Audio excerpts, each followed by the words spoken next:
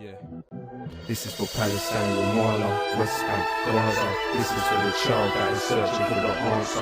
Wish I could take your tears and replace them with laughter. Long live Palestine, long live Gaza. Palestine, Ramallah, West Bank, Gaza. This is for the child that is searching for the answer. Wish I could take your tears and replace them with laughter. Long live Palestine. While we listen to tunes made by ignorant fools, Israel blocked the UN from delivering food. They bring in the troops and you won't even glimpse at the news. They make money off the products that we're quick to consume. And it's not simply a question of differing views. Forget emotions, this is facts, what I spit is the truth. Makes no difference if you're a Christian or if you're a Jew. They're just people living in different conditions to you. They still die when you bomb their schools, mosques and hospitals. It's not because of rockets, please God, can you stop this all? I'm not related to the strangers on the TV, but I relate, cause those strangers could have been me. Words could never ever explain the raw tragedy. It's not a war, they're just murdering more rapidly, and we're automatically supporting pure savagery. Imagine how you feel if this was your family. Free my people, long live Palestine. We will never let you go. Sing it with me now. Free, free Palestine, free, free Palestine, free, free Palestine, free, free Palestine, free, free Palestine, free, free Palestine, free, free Palestine, free, free Palestine. Palestine remains in my heart forever. We stand for peace, times of war, we shan't surrender. Remember, it didn't start in this dark December. Every coin is a bullet if you're Marks and Spencer. And when you're sipping Coca-Cola, that's another pistol in the holster of them soulless soldiers. You say you know about the Zionist lobby, but you put money in their pocket when you're buying their coffee. Talking about revolution sitting in Starbucks. The fact is, that's the type of thinking I can't trust, let alone even start to respect. Before you talk, learn the meaning of that scarf on your neck. Forget Nestle, Obama promised Israel 30 billion over the next decade. They're trigger happy and they're crazy. Think about that when you're putting Huggies nappies on your baby. Free my people, long live Palestine. We will never let you go. Sing it with me now. Free, free Palestine, free, free Palestine, free, free Palestine, free, free Palestine, free, free Palestine, free, free Palestine, free, free Palestine, free, free Palestine. It's not just a war over stolen land. Why do you think little boys are throwing stones at tanks? And we'll never really know how many people are dead. They drop bombs on innocent girls while they sleep in their bed. Don't get offended by facts, just try and listen. Nothing is more anti-Semitic than Zionism. So please don't bring bad vibes when you speak to me. There's plenty of rabbis that agree with me. It's your choice what you do with this message, don't get it confused. I view this from a human perspective. How many more resolutions have to be violated? How many more children have to be annihilated? Israel is a terror state, they're terrorists that terrorize. I testify my television, televise, I'm telling lies. This is not a war, it is systematic genocide. But whatever they try, Palestine will never die. Free my people, long live Palestine. We will never let you go. Sing it with me now. Free, free Palestine, free, free Palestine, free, free Palestine, free, free Palestine, free, free Palestine, free, free Palestine, free, free Palestine, free, free Palestine. Palestine, Ramallah, West Bank, Gaza. This is for the child that is searching for an answer. Wish I could take your tears and replace them with laughter. Long live Palestine, long live Gaza. Palestine, Ramallah, West Bank, Gaza. This is for the child that is searching for an answer. Wish I could take your tears and replace them with laughter. Long live Palestine, long live Gaza.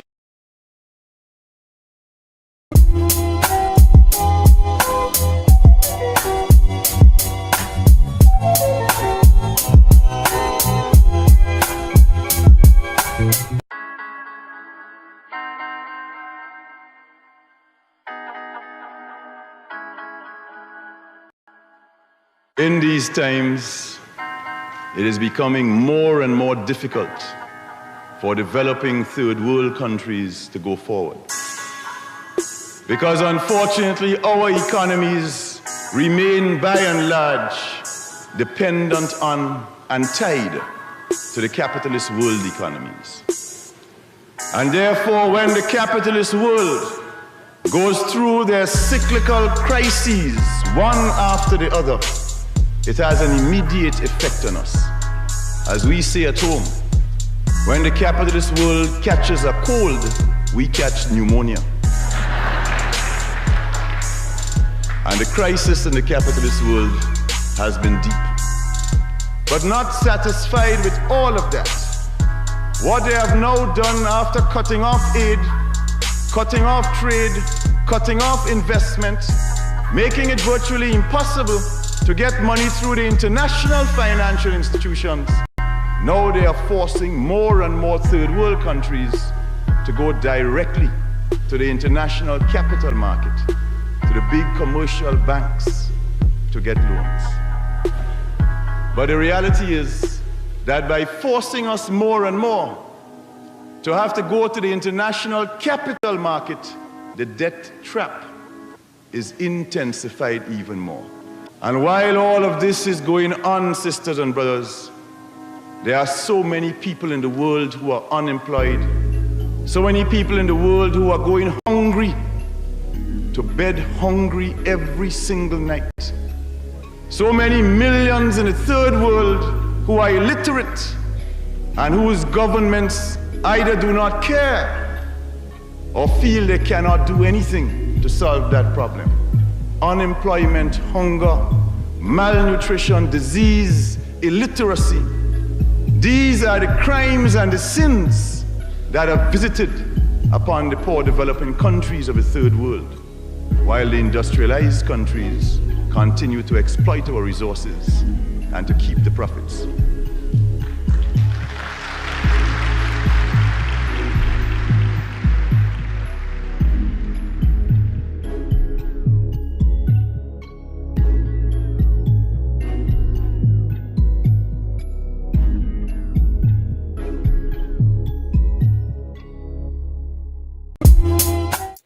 Hello, everybody. Good morning. Good morning. Thank you so much for joining us. My name is Onyesanu. This is my comrade Monica. We are both members of the All African People's Revolutionary Party New Mexico chapter, and this is our weekly show, Weekly Pan-African News. We do this every single Thursday at 12 p.m. Mountain Time. We have been doing it for over a year. Over a year, we have been doing this show every single week, and we deeply appreciate all the folks that tune in every single week. Good morning, Marion. Good morning, Bird. Good morning, Sam. Great to see y'all. So you just heard the song Free Palestine by Low Key in order of the comrade that we have joining us for our political education segment in a few minutes. And you just saw a brief speech by Maurice Bishop and a video that was produced by Anti-Conquista, which is a really good revolutionary anti-imperialist media source. Check them out, subscribe. But that was Maurice Bishop, the leader of the Grenadian Revolution, talking about the relationship that capitalism has to poor colonized countries, the way it just extracts while keeping us down pressed. And the reason why we showed that video of Maurice Bishop is because he's actually the ancestor we want to call in on the show today. Frequent watchers of the show know that we always start it with three things: the intro, the ancestor, and the land acknowledgement. Today, the ancestor is Maurice Bishop. For folks that don't know, he was the leader of the Grenadian Revolution. He came to power as the leader of the New Jewel movement in March 15th of 1979 and served as the Prime Minister of Grenada for just a very brief period, just 4 years. But while he was in power for that 4 years as leader of the New Jewel movement and the Prime Minister of Grenada, he prioritized healthcare, education, and social services for the massive African people in Grenada. He worked to build deep, principled relationships with other revolutionary anti-colonial struggles throughout the Caribbean, including with Cuba, which the United States did not like. The United States under President Ronald Reagan was so terrified that the example of the New Jewel movement and Grenada would spread across the Caribbean and prevent them from exploiting those territories that they initiated an invasion and a coup that led to the assassination of Maurice Bishop on October 19th, 1983. So it is unfortunately a very old and common story. A colonized people, an African people rises up, they develop a movement, they elect a leader. The United States is like, actually, we're not into that. We're going to kill that leader. We're going to destroy your movement. And so that's precisely what happened in Grenada. But his words live on to this day. The example of the New Jewel movement and what Grenada accomplished lives on to this day. Cuba is still a revolutionary state that is alive. And so we need to look to the example of Maurice Bishop, look to the example of the New Jewel movement, learn from their mistakes, and move forward into the future with the lessons that they have provided to us. So happy birthday to ancestor Maurice Bishop, and long live. So that's the ancestor. The other thing we always do in the intro, of course, is the land acknowledgement. So we want to acknowledge that we are talking to you from stolen land. We are talking to you from occupied Tiwa territory, also known as Albuquerque, New Mexico. Albuquerque was the name of some random Spanish guy, y'all. He was like a duke who came here and stole land and like stole from Indians and committed brutalities against Indians. And then he put his name on this place. But this place belongs to the Tiwa Pueblo. The Tiwa Pueblo is, in fact, still here. We work with them often in Pueblo Action Alliance. So this is still their land. It will always be their land, just like Africa is our land, just like Palestine belongs to the Palestinians, just like Ireland belongs to the Irish. All stolen land will be returned to the colonized people of that land, to the indigenous people of that land.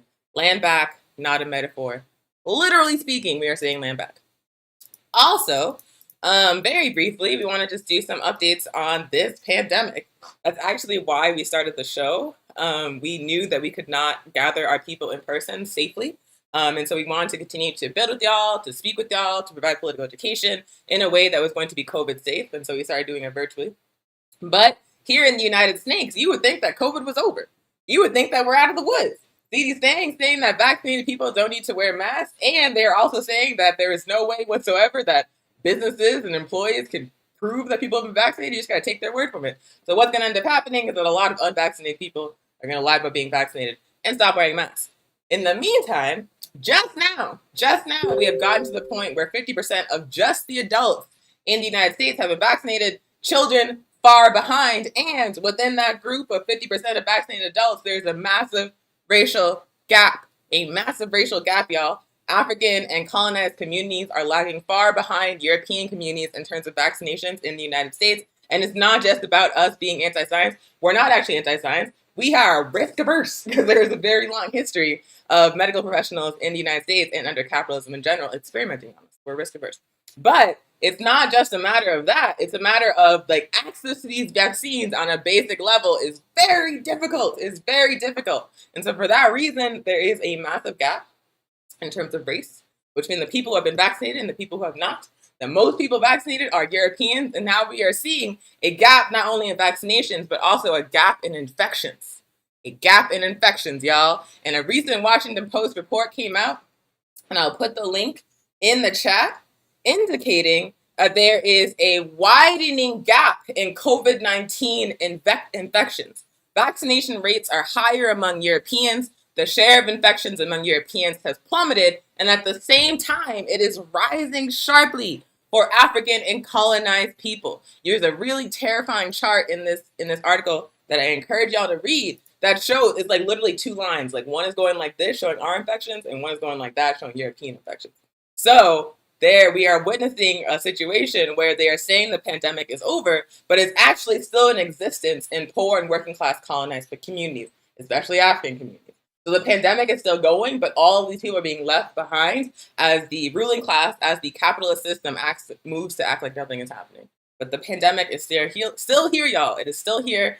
I personally am going to keep wearing a mask.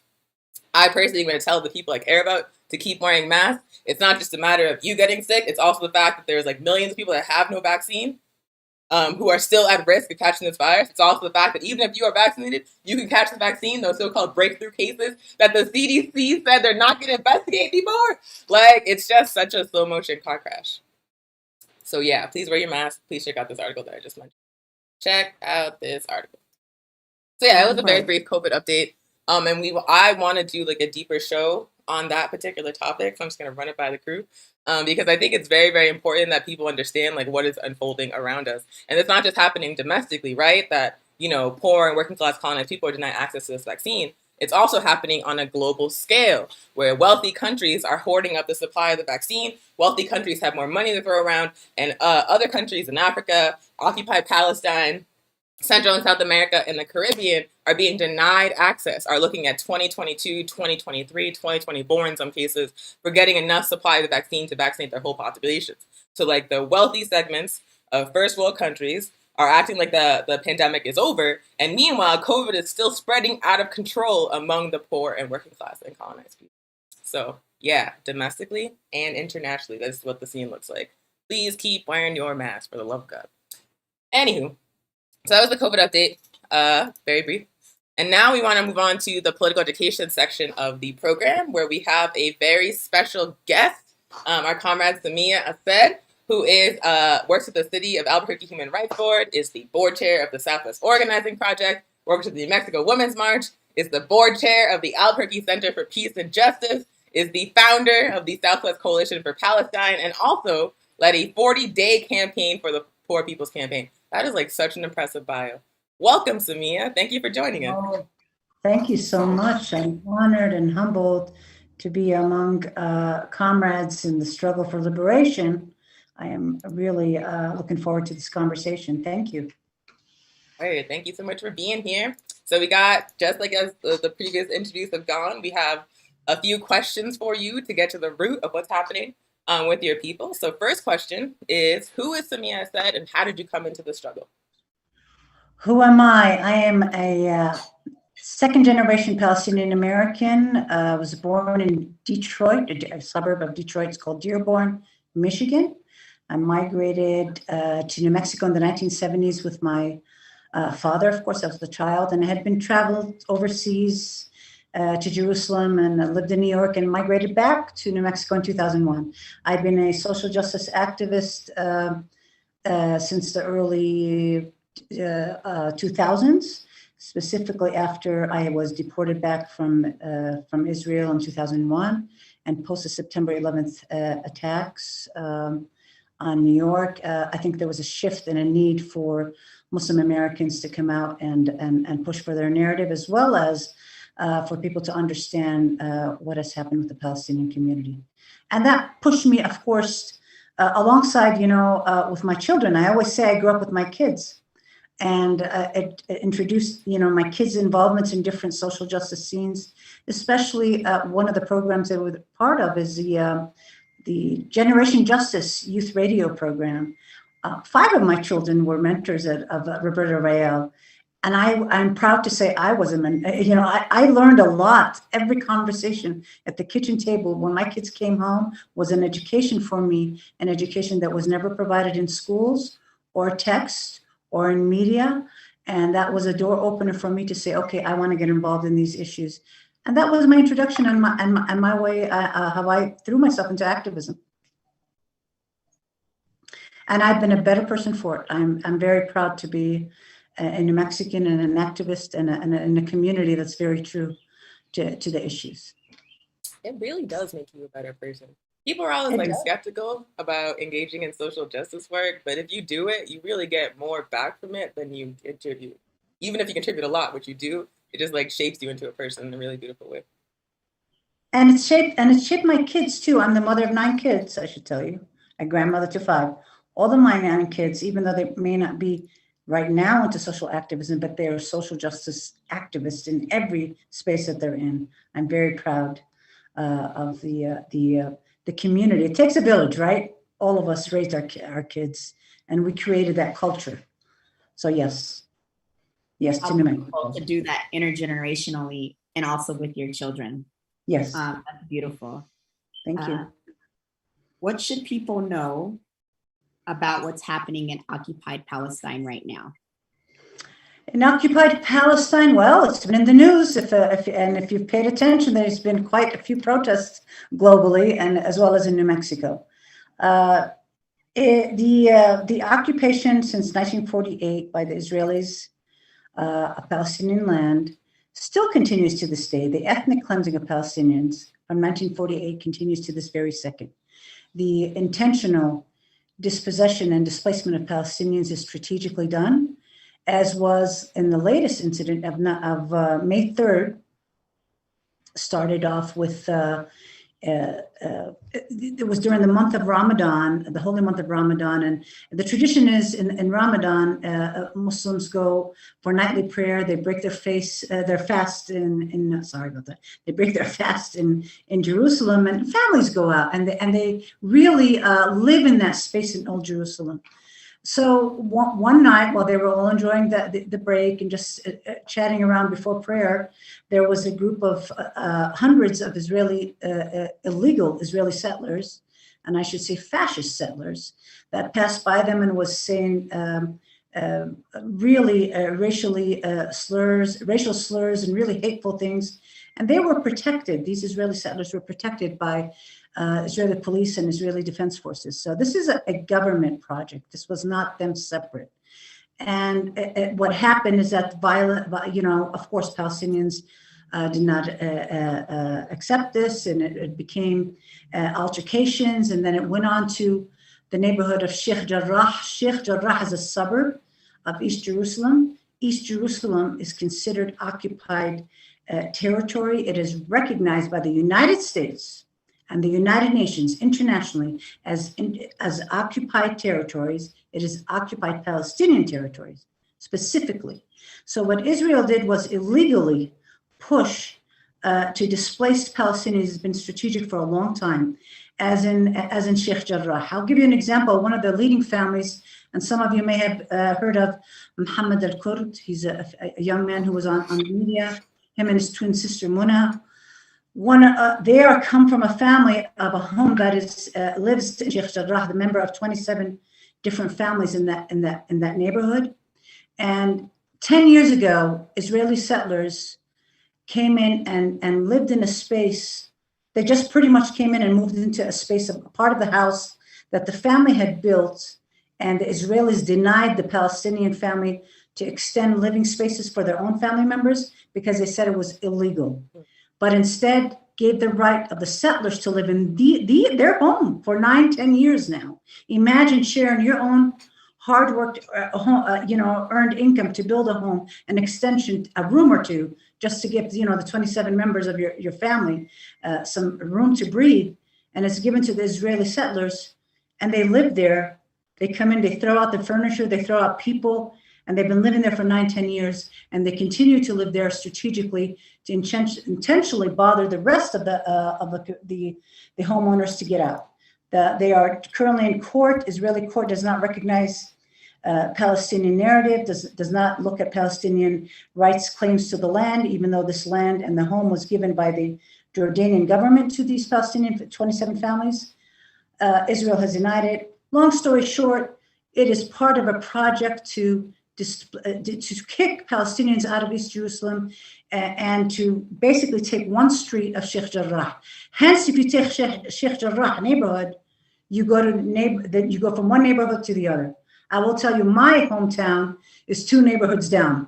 All right, so this hits home really hard, and it's strategic. That's what they did in 1948.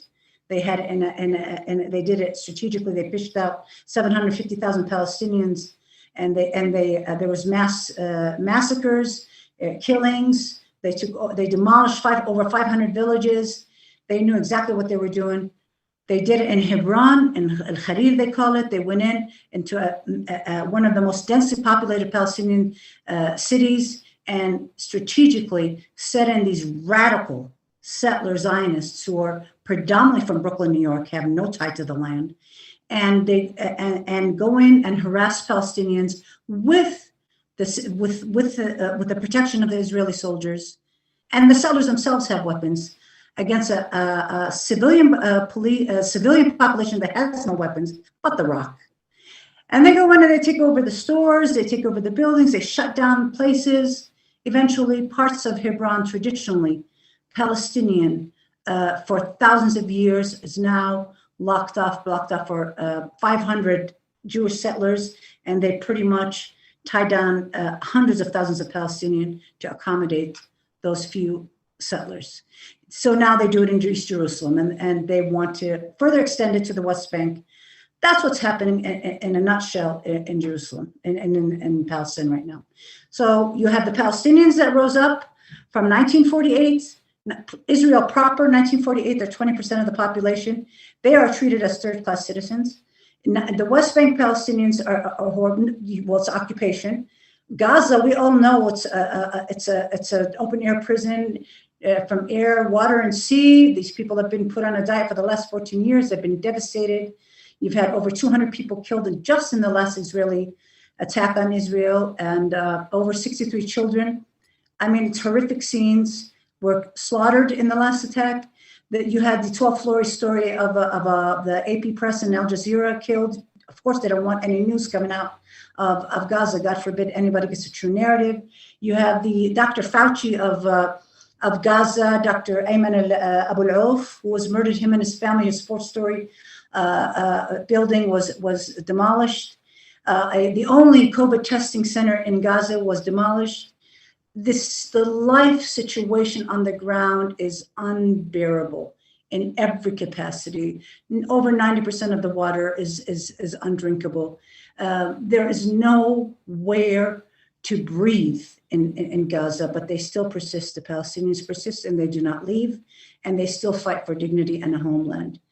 And the West Bank, there are riots against the PA, the Palestinian Authority, that has been seen as ineffective after the Oslo Accord. And we saw a 60% increase in settlers and settlements within the West Bank proper, which is against international law. Like I said, this goes against the 49th section of the Fourth Geneva Convention. They cannot, the occupier cannot transfer its own people or take land from the places they occupy, and cannot displace the original inhabitants of the occupied, which they're doing. The Israelis are doing it. So hence we say we want to hold Israel accountable to international law. And that's where we are right now. And just briefly on that point, you mentioned that a lot of the Zionist settlers that are stealing people's homes in Palestine are coming from places like Brooklyn. Like, I recently watched a viral video of a settler who was from Long Island. And he was like in someone's backyard in Sheikh Jarrah, and he was like, if I leave, then someone else is going to come and take it. But he was like saying, like, this is my ancestors' land. And he literally came from Long Island. He came from, like, I did not actually know until very recently that European settlers were coming from the United States and stealing land in Palestine. And it's like a regular occurrence. Yep, and this is the family I was talking about. Yaqub, the settler that was shown, and he doesn't look very Semitic, I have to tell you.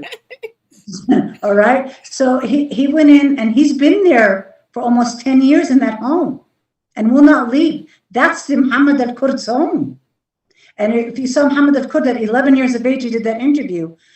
The pure tyranny of seeing that every day as you walk in and out, that's what they do. They want to put tyranny, they want to put fear in the hearts of Palestinian children to want to leave, and they want to defeat you from within. And what's happened is the resilience of the Palestinian community.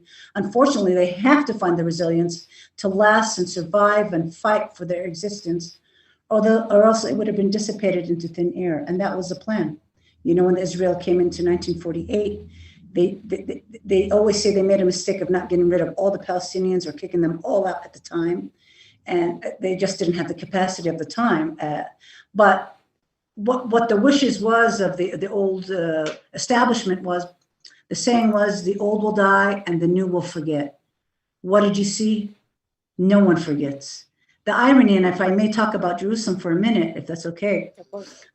If you saw the riots during the attacks on Al-Aqsa Mosque, the third holiest mosque in Jerusalem, 3 weeks before, they had attacked the Christian sect of the Palestinians during Easter. So it was it's not just the Muslims, it's the Christians in Jerusalem. And to make it a Judaize all of Jerusalem, east and west. And what we noticed in those attacks in the pictures is, you have to remember for a second here, I want to go back. One of the plans of really desynthesizing Palestinians and kind of like reprogramming, the Israelis want to reprogram Palestinian thinking and destroying their tie to the land. Part of that project was to give drugs to Palestinians in the early 70s, throw at them liquor, throw at them pornography, throw at them anything that they could, that would busy them in their daily lives, so they wouldn't have to pay attention to Palestine. Basically get lost in the world and forget about what you're living for your liberation. And what we saw and what shocked Israel is in Jerusalem, you have the 20-year-olds and younger who took on the cause. So that was just like, oh God, they thought Jerusalem was dead. It was never going to rise. And they rose. And it tells you that people understand their liberation. And that's really observing the way that Palestinians resist in the face of the state. Like, a really important thing to understand about Israel is that Israel has nuclear weapons. Israel is backed by NATO. Israel is backed by the United States, which is like the largest empire and most dangerous empire that's ever existed. So Israel has like this whole team funding its brutality and like whitewashing it on the world stage. And Palestinians have been characterized as terrorists just for defending themselves, have been dehumanized and criminalized. But despite this, Palestinian resistance has continued unabated since 1948, like just constantly fighting back, even in the face, like sometimes the whole world was against them, if it wasn't like the revolutionary socialist world, and they were still fighting back. And it's like incredibly, like that strong sense of national identity that exists among Palestinian people, that strong sense of like a commitment to liberation, regardless of what's thrown at them, is something that I think a lot of colonized people and African people could learn from.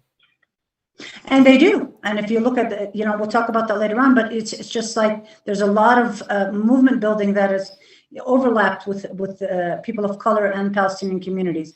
I will take a second to talk about also with the Palestinians fighting and understanding their liberation and reaffirming in every opportunity they're tied to the land. The Jewish community have also, many of whom have understood that Zionism does not represent them, especially American Jews who realize that. There are movements within Israel, but not too much. Most of the radical element of Israel has, the government has managed to dehumanize Palestinians to where Israelis don't know nothing beyond that wall. They literally separated themselves mentally to not even think about Palestinians, their neighbors who are suffering. So, but American Jews have, there's a big awakening. And I have to get, to acknowledge that they've been partners in bringing light to the issues of that Israel has, how the narrative doesn't fit and should not represent them. Zionism does not represent Judaism, and there's a strong movement happening in the country, in America right now. The next question we have for you is, why is it incorrect to categorize what's happening in Palestine as a religious issue? Because it's not a religious issue, even though religion was used as a tool to push for the state of Israel, it is false.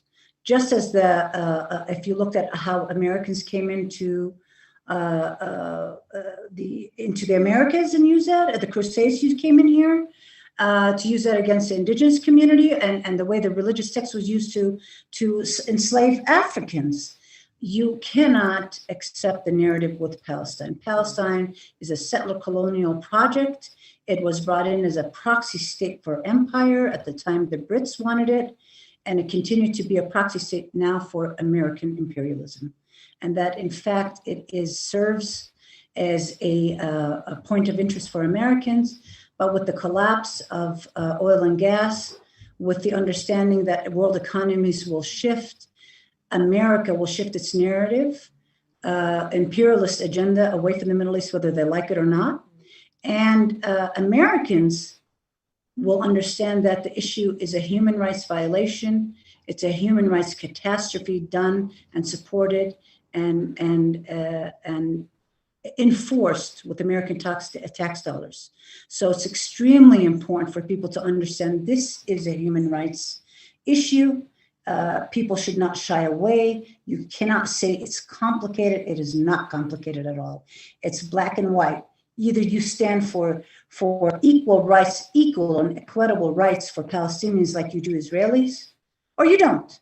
There's no if or but or why.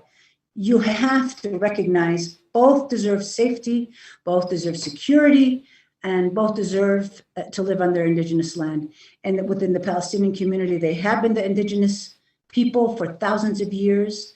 If I look at my DNA breakup, I have more Jewish blood than many of the Yaqubs who are settling into East Jerusalem. I can guarantee you that. So the indigenous tie to the land is there. It cannot be defeated. It cannot be altered. And the human rights violation of Israel are clear over and over and over. Americans have to learn how to address it from this angle. And they also have to learn how to address their government.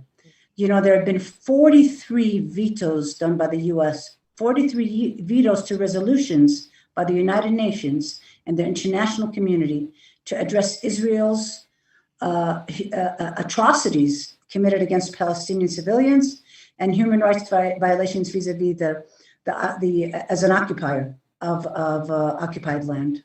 So it's extremely important for them and for us as Palestinians to label it what it is. Thank you so much. It's so informative to understand that to not lean into the religious frame. You know, growing up in a Christian church, that's all I ever heard was about the reverse, right? The lies that we're told about what's happening in Palestine and Israel. And so this context is so helpful and so important. And I think only the last 3 years of my life that I've actually been learning about the truth because of that frame. And it's even talked about in churches, in the church community as a religious issue, right? It's not talked about as a colonialism and, settler or Zionists. It's actually framed very differently. So this is so critical for us to know, right, about. And it's been also for the Jewish community speaking up has also, I know, influenced some Christian churches, but not enough, not enough. And talking about the funding of what's happening, like in that stimulus check, what was it, $5 million? 500 million. 500 million, excuse me, 500 million was funded to Israel, and that's continued genocide, right, in Palestine. And so it's really important for us to know that they cannot use that narrative, that was the narrative that they used, like you said, on Indigenous people and African people, and they're still using it. And I will add that the 500 million was just a little sniff of money, just a little. They just approved, the Biden administration just approved $735 million for weapons sales. Now, what Americans don't understand is what, and in addition to the $3.8 billion we give in the weapons military aid to Israel, US tax dollars. We are basically giving our tax dollars to Israel to buy from us weapons. You understand how crazy that is? You put it like that, it sounds ridiculous. We are giving them, Americans don't know that. And there's no measure of accountability on what Israel does with that money and how they spend it. Mm-hmm. And we come into the, I should talk about maybe the Bannon-Collin bill that is going to come into Congress. It is basically the third version of her bill, and it is asking for those mechanisms of accountability to be put on Israel as they take money. Have you ever seen us ever give aid and not hold accountable anybody to the money? Only Israel gets away with that. It's a carte blanche for genocide. No more. Americans are asking, don't do it in our names. Don't do it on our names. And that's why people have to understand their silence is complicitness. And it's the same thing that when they say, oh, Israel has to defend itself. It defend itself against what? Their own human rights violations? They're committing the atrocities. Address the real disease, address the real matter of the occupation, then everything else can be settled. But if you're shying away from that and just willing to always oppress and demonize the victim, then it's a disservice to this country and a disservice to the money that could be better spent on us here. I mean, we saw the pandemic, we saw COVID. You're part of Albuquerque Mutual Aid. You saw the starvation. We saw the soup lines. We know the homeless situation in Albuquerque and across the country. We know the devastation that's coming ahead of us. If you really don't even want to care about the ethical and moral lens of funding an ethnic cleansing in Palestine, care about your budget here in America. This is your tax dollar. We pay taxes. That's us. That's on us. So we have to let our representatives know that you don't stand for it. You need to let your representatives, and I would plead with my New Mexicans, please reach out to your representatives and tell them, where's the money going on? What's your stance on Palestine? How do you defend human rights for all? How do you equate Palestinians and Israelis on the same level? How do you hold Israelis accountable as an occupying force over the Palestinians? And people need to get educated. There are resources. There are plenty of resources for them. If anybody needs me to come and talk, I'm more than happy to come and talk. The education is there. it's really a matter of willingness. And I want to go back, and I know if I'm taking too much time, I'm sorry, let me know to stop. But the issue you brought about the churches, Monica, the churches are extremely important because as I talked about previously with American Jews realizing that Zionism does not represent Judaism, and they're divorcing that and having to deal with the emotional blackmail by Zionists to say if you divorce yourself from Zionism, you're turning your back to the genocide of Jews at the hands of, and the atrocities at the hands of Germany, and it's not so. It has nothing to do with it, and that emotional blackmail has been, the chains have been broken from a lot of Jewish Americans. The churches are the biggest. Christian Zionists are the biggest body of supporters of the state of Israel right now, more than Jewish Americans. No, people don't know that.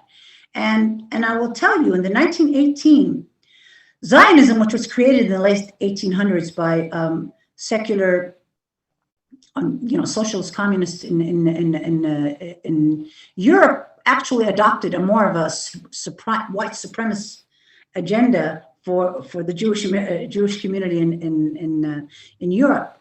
And one of, and they started that education, and they started to promote it in different spaces. And they send liaisons into different churches across the world. In 1918, they sent an Irish priest out of all people. I love the Irish, but it was an Irish priest who came into churches on the East Coast to instill and insert teachings that you must tear down the Dome of the Rock for you to build. The Temple Mount must be built for the Messiah to come back.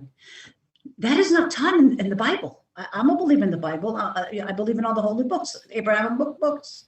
We don't want to make it a religious conversation, but the reality is Americans, for much as we claim to be a democracy, are running a foreign policy based on a false narrative within the Christian church, Christian Zionist church, and they fund it, like really fund it.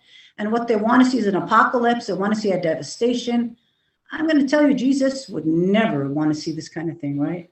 Exactly. And it's really just really knocking some sense into people. Like, what are you doing?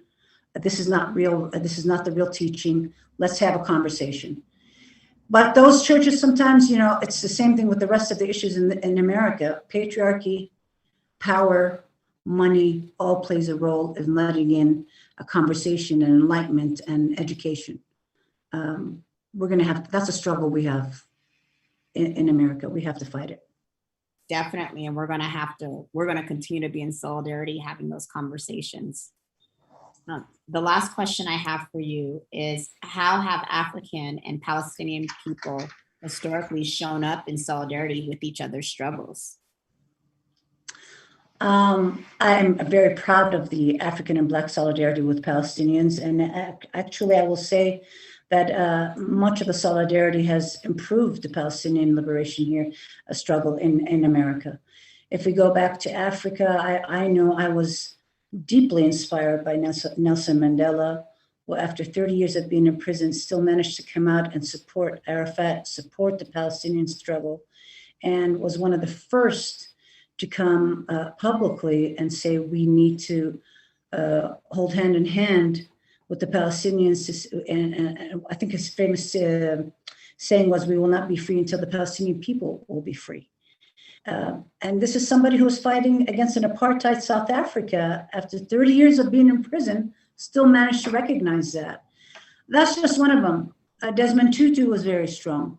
Malcolm X went to his trip to Egypt and learned how revolutions were built and how movements were built across different regions of the world, and connected to Palestine, and wrote this famous letter about Zionism in Palestine. And that impacted many in the Black community in the 60s and here in America. You had SNCC after the 1967 war, the Israelis, when they occupied the West Bank, shifted their narrative to release a 20-point letter stating why they support the Palestinians. And they ended up, unfortunately, paying a big... Some pros.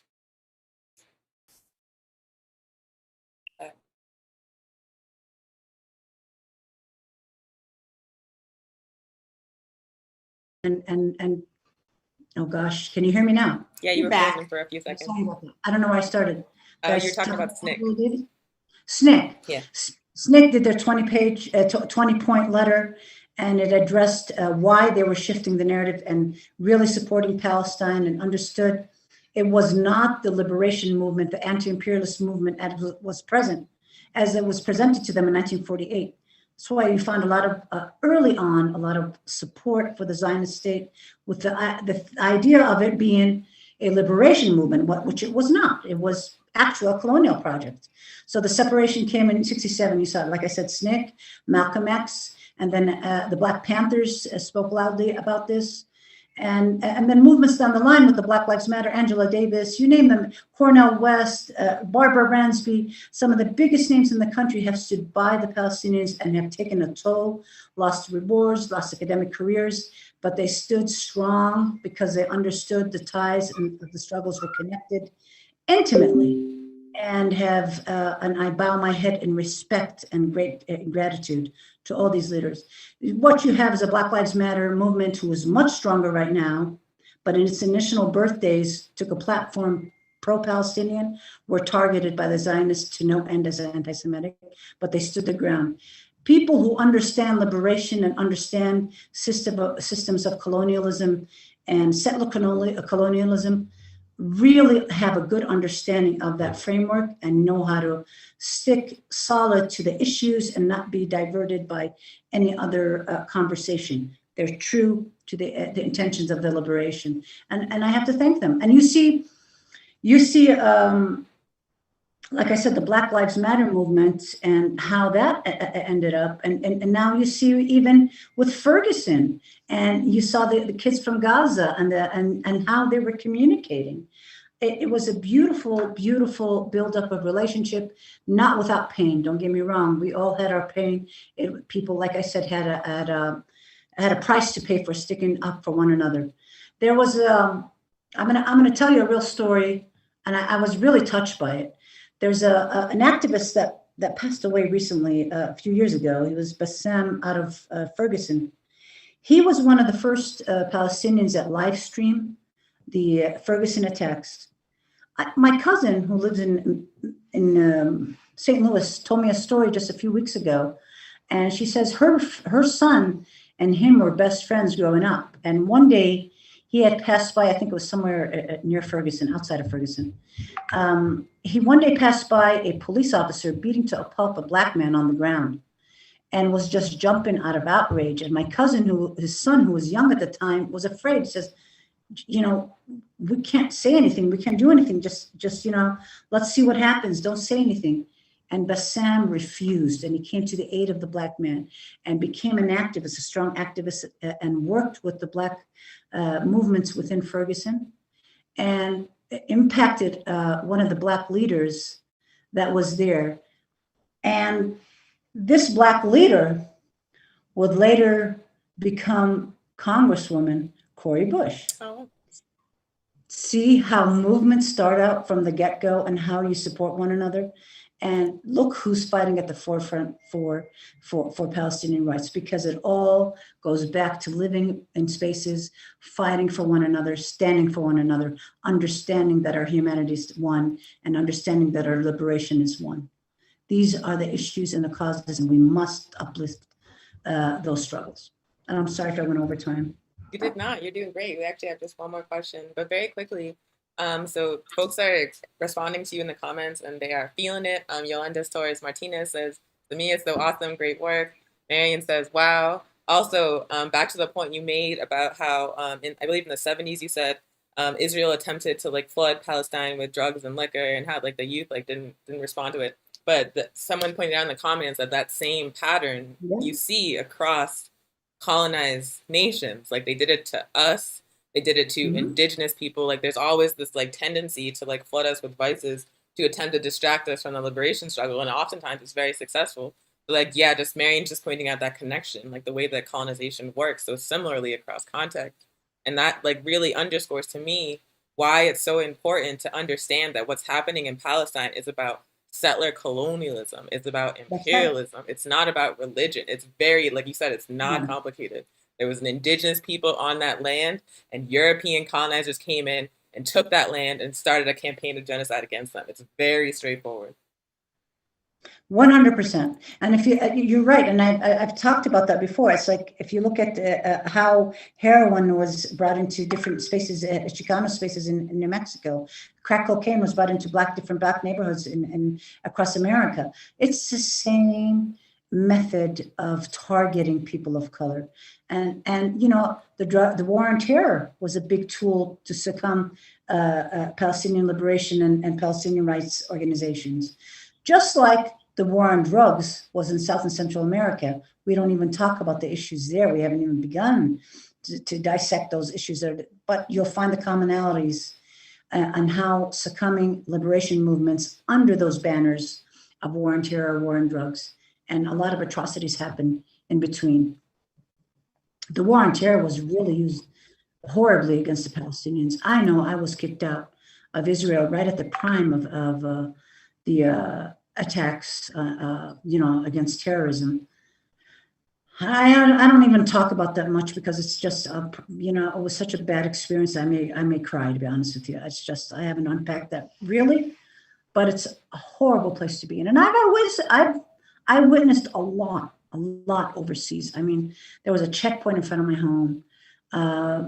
So you can imagine the happenings, the military, how they grabbed young men, grabbed young girls, how they interrogated them, how they pressured them, how they humiliated them.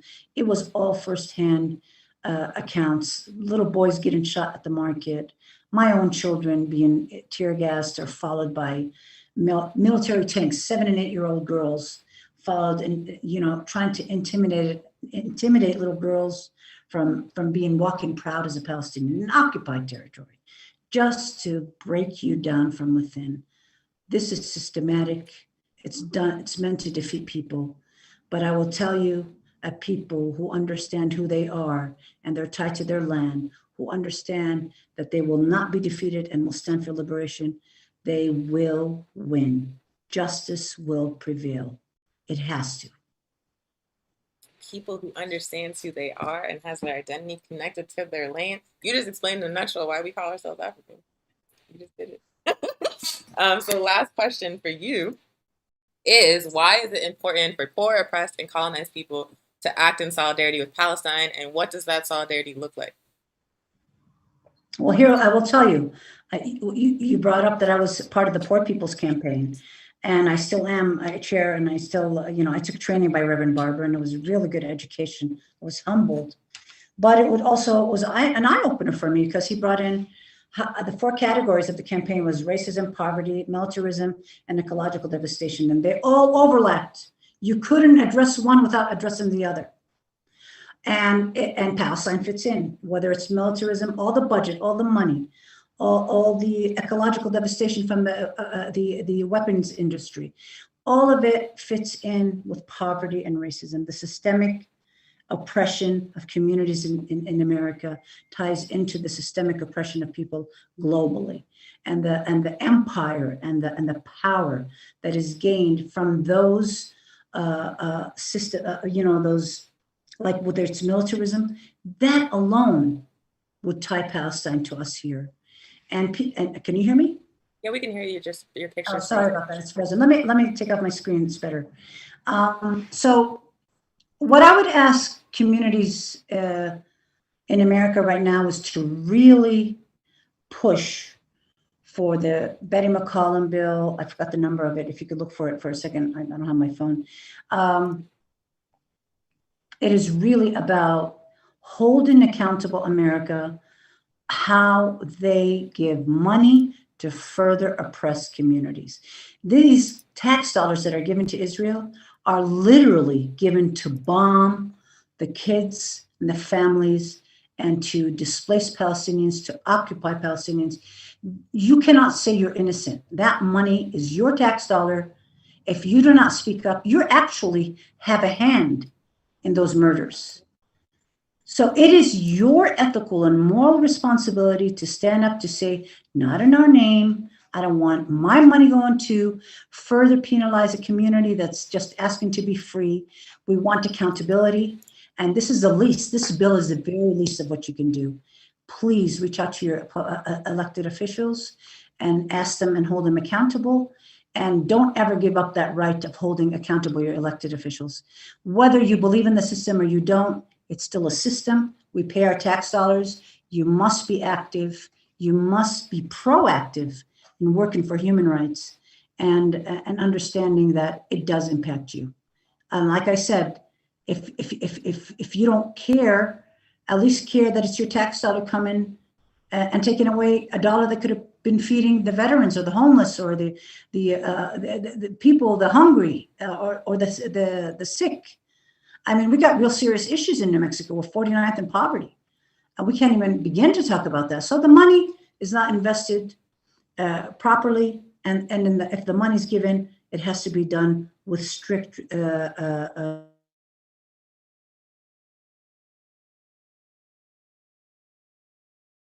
Like for me, I might have frozen on the audio side as well. See if she can.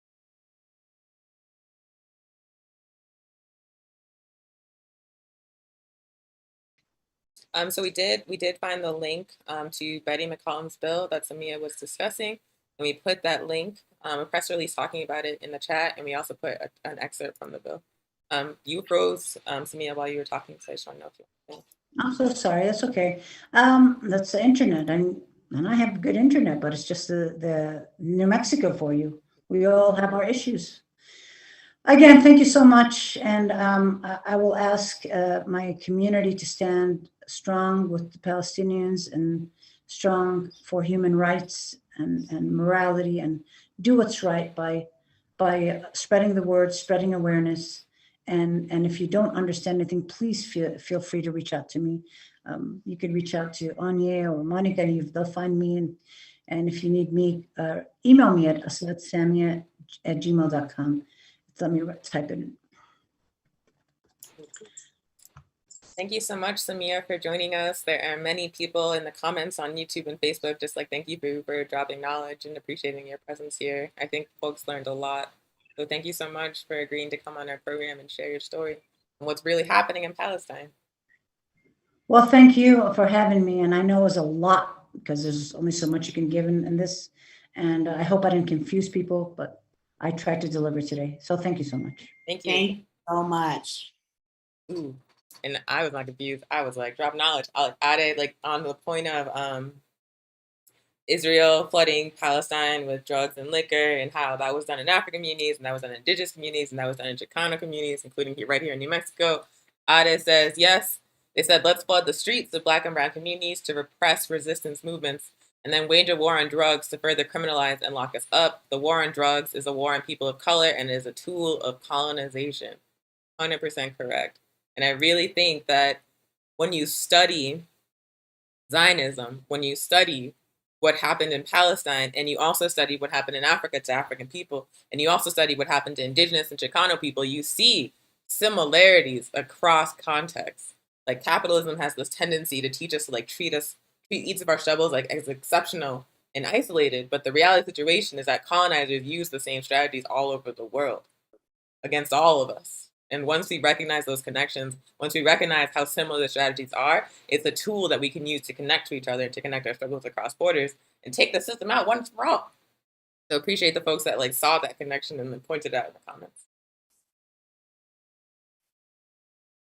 Yes, thank you so much. I'm just going to always remember this interview and all the work that I continue to learn from Samia and everything one of the elders in the community really engage, and also mentoring young Palestinians, organizing here locally. They are fired just like her. We're going to transition the program. Make sure you share that. Share the program with folks who didn't get a chance to watch it. Make sure you share it with the church community too. They especially need to watch it. So I will be sharing that with people that I know as well. So we're going to move into some New Mexico updates here locally in Tiwa territory, the Pan-African Community Gardens. So we'll be out there on Sunday at 2. I'm so sorry, I said that wrong. Sunday at 4. We'll be out there Sunday at 4. We'll be working more on the fence. We're also being gifted by one of our elders some corn. We're able to put plants in the garden right now because there's still no water system there. This water system we're using is Oyas, which is a North African way to irrigate and water plants. So we have a schedule. We have people there going in the morning, people there going in the evening, making sure that the plants are getting lots of love and lots of water. Thank you so much, comrades, for all that you're doing. The schedule's been amazing. And so we have an elder who's going to gift us plants. We're going to be able to plant collard greens, cucumbers, eggplant, as well as corn that's already been growing. And so we're just really excited about that. Come out to the garden, young people, adults, children, intergenerational. It's our Pan-African garden. It's located on Arno. There'll be more information. I think it's 1320 Arno Southeast. It's on the corner of Cesar Chavez and Arno. We'll be there at 4 p.m. on Sunday. We have our elder care program, which we deliver elder care packages to our community members every single Saturday. We touch bases with them throughout the week as well. If you know any elders that can utilize a care package delivered to them, please hit us up at APRP. We're also going to be celebrating 4th of July because we know we are not free. We are continuing to fight for our liberation. All oppressed folks everywhere, wherever they are fighting for their liberation. And so we celebrate 4th of July versus 4th of July. So 4th of July, because our people were not free during that time. Indigenous people weren't free. None of us are free. And so we're going to be celebrating that on Sunday, July 4th. More information to come soon. Also, AAPRP is connected in lots of spaces, sharing political education. You can check out Ajamu's book, A Guide for Organizing Defense Against White Supremacists, Patriarchal, and Fascist Violence. So you can always pick that book up. You can utilize that to start an organization, to learn more about your practices as an organizer. Really, really great book. I haven't gotten through it yet. I'm halfway through. I'm learning a lot. You can also, AAPRP has podcasts. So we have our show every Thursday at noon Mountain Time. There's also another one, Pantula, on Mondays at 6 p.m. Ajamu and Shakira. I get to check them out after the garden. So that's Sundays at 5 p.m. Mountain Standard Time. There's also Revolutionary African Women. That's on Saturdays. And there's Forward Ever on Spotify. So there's lots of spaces that you can get political education from an African lens. We are international. That's right. So glad for you all to join us. PE is fire. I'm going to turn it over to Onya Savu. Thank you so much, Monica. So much going on. It's so exciting. So exciting. Also, we got our comrade Nancy, who's also in the African People's Revolutionary Party, in the comments on YouTube, who says, Palestinian people have a right to resist injustice and to live in peace. The All African People's Revolutionary Party will continue to stand with Palestine until Zionism is defeated. Long live Palestine. That is the official APRP position on what is going on in occupied Palestine. We want to express our unconditional solidarity with the struggle of the Palestinian people against Zionism, against settler colonialism, and against imperialism. We stand with y'all. And we have for quite a long time. Samia mentioned SNCC. Kwame Ture was the SNCC. Kwame went on to join the APRP, and he brought his anti-Zionist politics into the APRP. So we have been anti-Zionist for a long, long time, for basically our entire existence. So shout out to the liberation of Palestine. Shout out to the Palestinian people who have been fighting continuously for over 50 years and who are going to be successful in defeating Zionism. So this has been Weekly Pan-African News. My name is Onyesanu. This is my comrade Monica. We do this show every single Thursday at 12 p.m. Mountain Time, which means we'll be back next week with another program, 12 p.m. Mountain Time. I'm actually not sure what the topic is. We'll figure it out. And it'll be awesome. So please join us next Thursday for another really great show. Also, it's Thursday, which means there's new writing on the Hood Communist blog. Hood Communist is a collective revolutionary African blog, a coalition project. We publish all African writers speaking on revolution, imperialism, colonialism, and revolutionary organizing. So if you want that revolutionary Pan-African perspective on current events, if you want some revolutionary poetry, if you want a history lesson, then please check out the new writing at hoodcommunist.org. Read those articles and share those articles. Oops, the daisy, I put it in there twice. Don't click that, click this. Okay. And also this Sunday, so there's two things happening this weekend. So we have the three things. We have the planting day at the garden, Sunday at 4 p.m. But then Sunday at noon here in Tiwa territory, we are having a car caravan against the U.S. blockade on Cuba. A car caravan against the U.S. blockade on Cuba. We're going to be cruising Central Avenue here in Albuquerque, demanding an end to the U.S.'s economic blockade on Cuba that has cost the Cuban economy billions of dollars, which has created great obstacles in terms of them being able to buy like basic medical supplies during the pandemic, which creates great shortages and suffering in Cuba. We want an end to the U.S. Economic blockade on Cuba. We want an end to all attempts of the U.S. government to overthrow Cuba's government. Like, stop doing that, y'all. Just stop. What's wrong with you? We also demand, so there's a UN vote coming up on June 23rd, condemning the U.S. blockade on Cuba. Historically, the U.S., alongside Israel, look at that, has been one of only a handful of countries that has refused to sign on to this resolution condemning the Cuban blockade. In 2016, the Obama administration actually abstained from that vote. It happens every year. And so now we are demanding that the Biden administration follow the move of Obama and abstain from the UN vote condemning the blockade. Like, they have historically voted to vote against it. Now we're just saying, at the minimum, don't vote at all. Just don't say anything and let everybody else condemn it. So those are our demands. We're going to be out there Sunday at noon in the Walmart parking lot at San Mateo and Central, which I think is the best Walmart. Every time I go to that Walmart, it's like popping, there's like fights, there's like all kinds of things happening, and I enjoy it. But we're going to go to the Walmart's parking lot at San Mateo and Central. We're going to have a little rally with speakers at the corner, and then we're going to have a car caravan with our cars decorated with Cuban flags and signs down Central, spreading the word about why this blockade needs to end, so please join us. And then also Saturday morning, 2 p.m. Eastern, which is 4 p.m. Mountain Time, I believe. No. It's 12 p.m. Mountain Time. On Saturday, the DMV chapter of the All African People's Revolutionary Party is hosting their own virtual African Liberation Day. Y'all might have watched on Sunday and Tuesday of this week, we had the APRP International African Liberation Day, and it was incredible. And now the DMV chapter has their own virtual African Liberation Day, featuring speakers from Black Alliance for Peace, from the Ujima People's Progress Party, from Pan-African Community Action, and from the Revolutionary Socialist League in Kenya, and more. And that's, again, starting at 12 Mountain Time on Sunday, and we're going to show the flyer in just a moment. So we want to thank you so much for joining us, for all your comments and participation on the program. We want to thank you for tuning in every week and for sharing the stream.